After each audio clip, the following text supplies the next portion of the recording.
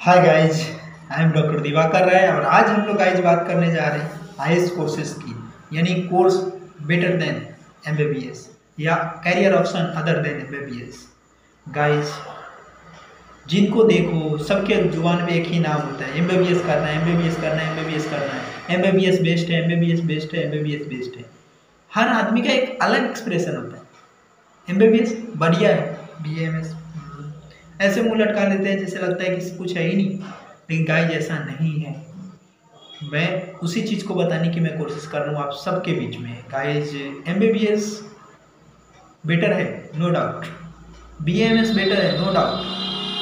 BHMS better है, no doubt. UMS better है, no doubt. Reason क्या है? जो लॉजिकल रीजन की अगर हम बात करें कि एमबीबीएस नीट की तैयारी करते हैं सब, जिनको अच्छे मार्क्स आते हैं उसको एमबीबीएस मिलते हैं, थोड़े कम मार्क्स आते हैं उसको बीएमएस मिलते हैं, उसके थोड़े कम आते हैं तो बीएचएमएस मिलते हैं, थोड़े कम आते हैं तो बीयूएमएस मिलते हैं, और थोड़े और जो कम आते हैं तो बीएसएमएस मिलते हैं। तो चलिए समझते हैं कौन सा कोर्स बेटर है, और आप हमें कमेंट करके ज़रूर बताना कि गाइज आपने कौन सा कोर्स चूज किया। तो चलिए guys, MBBS, BMS, BHMS, BUMS और बीएसएमएस ये कोर्सेस हैं। इस कोर्सेस की जो टोटल ड्यूरेशन है 5.5 ईयर कोर्सेस है, जिसमें 4.5 ईयर आपका जो होता है ना वो एजुकेशनल पीरियड होता है, यानी प्रोफेशनल ईयर होता है 4.5 ईयर, और 1 ईयर का आपका क्या होता है, इंटर्नशिप होता है सारे कोर्सेस में। तो हो गए सारे बराबर। दूसरा, एमबीबीएस में एलोपैथी मेडिसिन पढ़ते हैं, बीएएमएस में आयुर्वेदा मेडिसिन पढ़ते हैं, लेकिन Ayurveda medicine with allopathy medicine भी पढ़ते हैं बीएएमएस में। ये प्लस पॉइंट है एमबीबीएस से बेटर। मेरे एक और लेक्चर्स में आपने देखा होगा, मैं वहाँ पे बात कर रहा था तो बताया। तीसरा, बीएचएमएस में आपको होम्योपैथी मेडिसिन पढ़नी होती है, यानी जर्मन मेडिसिन पढ़नी होती है आपको। उसके बाद बीयूएमएस का फुल फॉर्म तो आपको पता होगा, बैचलर ऑफ यूनानी मेडिसिन एंड सर्जरी। तो बीयूएमएस में क्या पढ़ना पड़ता है, यूनानी मेडिसिन पढ़ना पड़ता है। उसमें क्या हीलिंग प्रोसेस पे ज़्यादा जो है ना वो एक्ट करता है यूनानी मेडिसिन, वो भी काफ़ी अच्छी रिजल्ट है बहुत सारे केसेस में। उसके बाद बीएसएमएस, सिद्धा मेडिसिन क्या होता है, mainly act and purification methods, मतलब वो प्यूरिफिकेटरी मेजर पे वो ज़्यादा वर्क करता है, सिद्धा जो कोर्सेस है वो। तो गाइज यहाँ पे सब इक्वल हो गया। बेटर कहाँ, एमबीबीएस और बीएमएस टक्कर दे रहे हैं एक दूसरे को। क्यों दे रहे हैं टक्कर? बीएमएस को मैं बेटर क्यों कहता हूँ, क्योंकि उसमें आयुर्वेदिक मेडिसिन तो आप पढ़ ही लेते हो, जहाँ पे एलोपैथी खत्म हो जाती है काम करना, वो आयुर्वेद काम करती है, या ये जो होम्योपैथी है, यूनानी है, सिद्धा, ये काम करती है जब एलोपैथी काम करना बंद कर देती है तो। लेकिन एलोपैथी के साथ साथ आयुर्वेदिक नॉलेज भी हो जाती है ना, तो आपको एमबीबीएस से बेटर हो जाता है। अब बच्चा है BDS, bachelor of dental surgery, ये भी बहुत अच्छा स्कोप है एज ए डॉक्टर्स बनने वाले लोगों के लिए। जो डेंटल सर्जरी है, आने वाले समय में डेंटल सर्जरी का डिमांड हमेशा होने वाला है, क्योंकि हम लोग की लाइफ स्टाइल भी इतनी बुरी हो गई है ना कि गाइज मतलब टीथ के प्रति किसी का ध्यान ही रहता ही नहीं है, ठीक है। और इतने जो फार्मा कंपनी की जो इतने जो पेस्ट जो मार्केट में टूथपेस्ट जो आती है, उसके मिसयूज की वजह से हमारी दांत ज़्यादा खराब हो रही है, ठीक है। तो उसकी डिमांड भी बढ़ने वाली है डेंटल सर्जन तो, ठीक है। तो गाइज अभी क्लियर हो गया। तीसरा मेजर रीजन, सोशल रीजन की बात करते हैं। जो एमबीबीएस कर रहे हो, बीएमएस कर रहे हो, बीएचएमएस क्या, बीएचएमएस कर रहे हो, बीयूएमएस क्या यार, कुछ नहीं मिला था क्या, कुछ भी कर लिए, बीएसएमएस चलो कोई नहीं। ये सोशल रिएक्शन है जो लोगों का, लेकिन अपने को लोगों के रिएक्शन से कोई डिपेंड नहीं करता, अपने को पैसे का, अपने को अपना स्टेबिलिटी देना है, ठीक है। अब बात करते हैं पैसे कमाने की। तो एमबीबीएस डॉक्टर्स की जो एनुअल इनकम है इंडिया में, वो 1 लाख टू 2 लाख के बीच है। 1 lakh to 2 lakh per month income है एमबीबीएस डॉक्टर्स की एज ए प्राइवेट सेक्टर्स में। गवर्नमेंट सेक्टर में MBBS doctors as a medical officer join करते हैं तो उनकी पेमेंट्स होती है 1,20,000 के आसपास, ठीक है। अब बात करते हैं बीएमएस डॉक्टर्स की। तो बीएमएस डॉक्टर्स की प्राइवेट सेक्टर जो इनकम है वो है 60,000 as a BMS doctors private sector में नए ज्वाइन करते हैं तो 60,000 to 70,000 होते हैं, ठीक है। आगे चल के जो बीएमएस डॉक्टर होता है 1 लाख के आसपास पहुंच जाते हैं, जबकि एमबीबीएस डॉक्टर्स हैं वो 1.5 लाख से 2 लाख के बीच में रहते हैं, ठीक है। BHMS डॉक्टर्स की जो मिनिमम इनकम है, जो पर मंथ इनकम है, वो 50 to 60,000 है। उसके बाद BUMS डॉक्टर्स की जो पर मंथ इनकम है 30 to 50,000 है। BSMS डॉक्टर्स की इनकम है 30 to 50,000 पर मंथ है, इन इनिशियल कंडीशंस में है।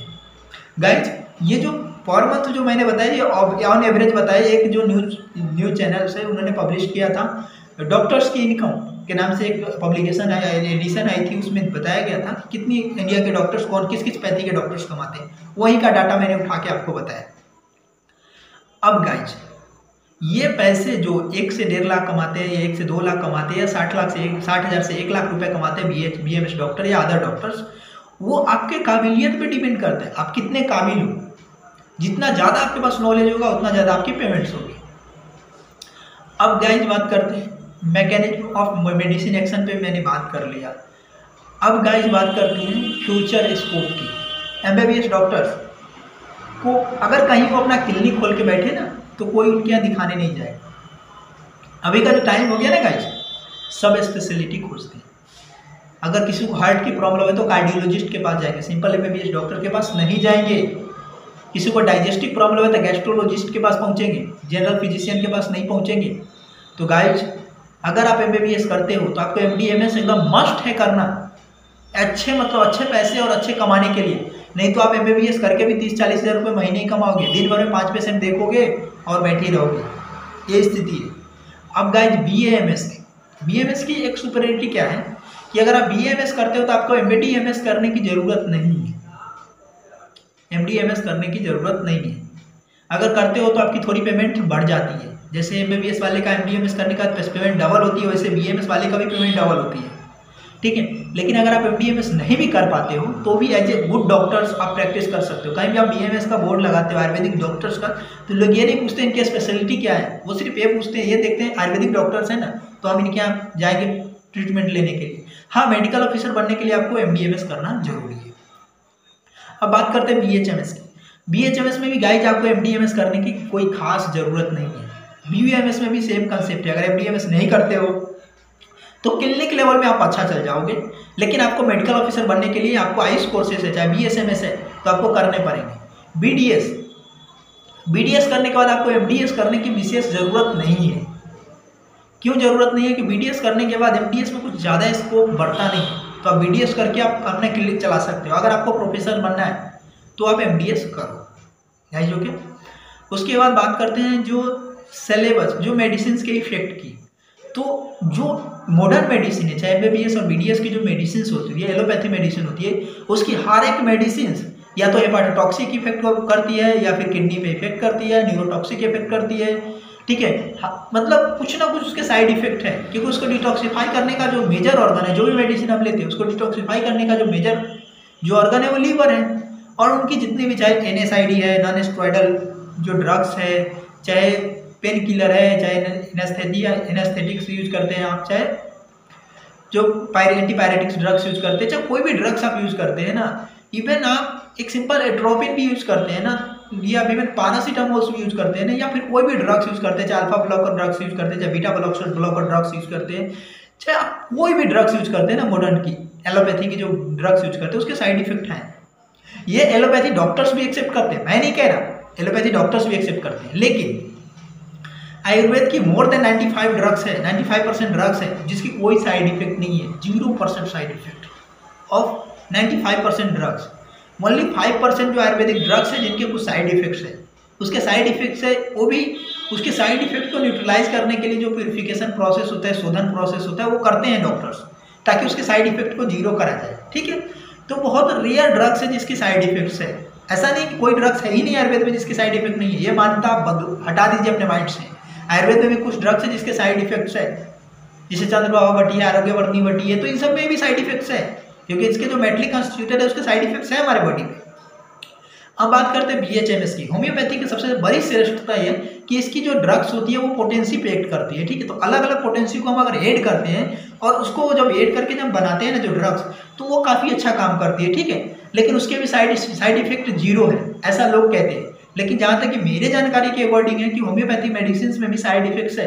अगर आपकी पोटेंसी, अगर किसी पेशेंट को आप गलत देते हो या हाई पोटेंसी यूज करते हैं लो पोटेंसी की जगह पर, तो पेशेंट्स को फायदे के बदले नुकसान भी करते हैं, पेशेंट्स को डिजीज बढ़ भी जाते हैं। लेकिन वाइटल इफेक्ट नहीं करता आयुर्वेद होम्योपैथी के मेडिसिन, इसीलिए लोग कहते हैं इसके साइड इफेक्ट्स नहीं है। और वर्किंग बात करेंगे अगले टॉपिक में, नेक्स्ट टॉपिक जो लेने वाला हूँ। उसके बाद बात करते हैं BUMS। BUMS में मेनली हीलिंग प्रोसेस पे जो काम करने की जो ड्रग्स की है, इसकी ड्रग्स में कि भी साइड इफेक्ट्स काफ़ी मिनिमम 9 साइड इफेक्ट्स है BUMS की। BSMS जो सीधा मेडिसिन है उसकी साइड इफेक्ट्स नहीं है, ऐसी अभी तक कोई ड्रग्स नहीं जिसकी साइड इफेक्ट्स है और काफ़ी अच्छी वर्क करती है। उसके बाद हम बात करते हैं कि नेक्स्ट बात हम करेंगे कि जो कोर्सेज के करने के बाद जो लोगों की जो अवधारणाएं हैं कि आयुर्वेद अच्छा है, होम्योपैथी अच्छा है, ये अच्छा है, गाइस ऐसा नहीं है। सारी कोर्स अपने अपने जगह पर बेस्ट है, आप चूज करो। नीट में जिनका नहीं हुआ सिलेक्शन तो क्या वो नॉट ए गुड डॉक्टर्स? ऐसा नहीं सोचना है, वो गुड डॉक्टर्स है। आप गाइज मेरा सिर्फ एक बात मान लो गाइज, मेरे चैनल पे आए हो, मेरा बस एक बात मान लो गाइज, हाथ जोड़ के बोल रहा हूँ। मैं भी एक आयुर्वेदिक डॉक्टर हूँ, मैं भी बहुत सारा काम करता हूँ और बहुत अच्छी मेरी प्रैक्टिस है। ऐसा नहीं कि मैं भूख मर रहा हूँ, ऐसा नहीं है गाइज। लेकिन क्या है कि एक चेन चाहिए, जो आयुर्वेद के लोगों का एक सिंगल चेन चाहिए, जो हम सब एक दूसरे से जुड़े, जो आयुर्वेद करने वाले पूरे देश से लोग जुड़े, वो मैं चाहता हूँ। जितने एलोपैथी डॉक्टर्स में यूनिटी है उतने आयुर्वेद डॉक्टर्स में, आयुष के डॉक्टर्स में यूनिटी नहीं है। मैं आयुर्वेदिक डॉक्टर्स हूँ, कोई दूसरा आयुर्वेदिक डॉक्टर्स आएगा तो हम दोनों की नहीं बनेंगे, हम दोनों एक दूसरे को गिराने में लग जाते हैं, हम मिल के काम करना नहीं चाहते। यही वजह है कि आयुष मिनिस्ट्री होने के बावजूद भी आयुष बहुत पीछे है। एक तो डॉक्टर्स में यूनिटी नहीं, दूसरी बहुत सारे ऐसे डॉक्टर्स हैं जो आयुर्वेदिक डॉक्टर्स हैं, जो आयुष के डॉक्टर्स हैं, वो एलोपैथी प्रैक्टिस करने चले जाते हैं, अपनी पैथी पे भरोसा नहीं करते, जिसमें उन्होंने पढ़ाई की उस पर ही भरोसा नहीं करते। ठीक, तीसरी जो गवर्नमेंट की टोटल फंड का 97% फंड जो होता है ना, वो सिर्फ एलोपैथी MCI लेके जाती है, मेडिकल काउंसिल ऑफ इंडिया।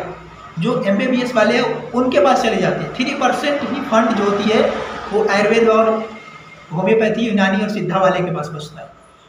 तो मेजर रीजन है, गवर्नमेंट अभी सपोर्ट कर रही है, गवर्नमेंट काफ़ी हद तक सपोर्ट कर रही है हमें, आयुष मिनिस्ट्री को आगे ले जाने की बहुत कोशिश कर रही है, आयुष के कोर्सेज को बहुत सपोर्ट कर रही है, लोगों के बीच में भी हमें अपनी अच्छी पकड़ बन रही है।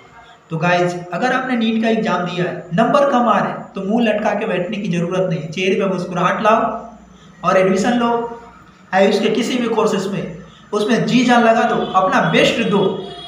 और जिस दिन आपके हाथ में डॉक्टर्स की डिग्री होगी, मैं आपको प्रॉमिस करता हूँ कि आप एक MBBS, एक BMS या जिस पैथी में हो उसमें सबसे बेस्ट डॉक्टर बनोगे। आपके सामने कोई डिग्री मायने नहीं रखता, आपके सामने सबसे बड़ी चीज़ मायने रखता है, वो है आपका अपना एटीट्यूड। जो आपने नीट की तैयारी करनी शुरू की थी तो आपके अंदर एक था कि मुझे डॉक्टर बनना है, वो एटीट्यूड बचा कर रखो और बनो बेस्ट डॉक्टर। जय हिंद, जय आयुर्वेद।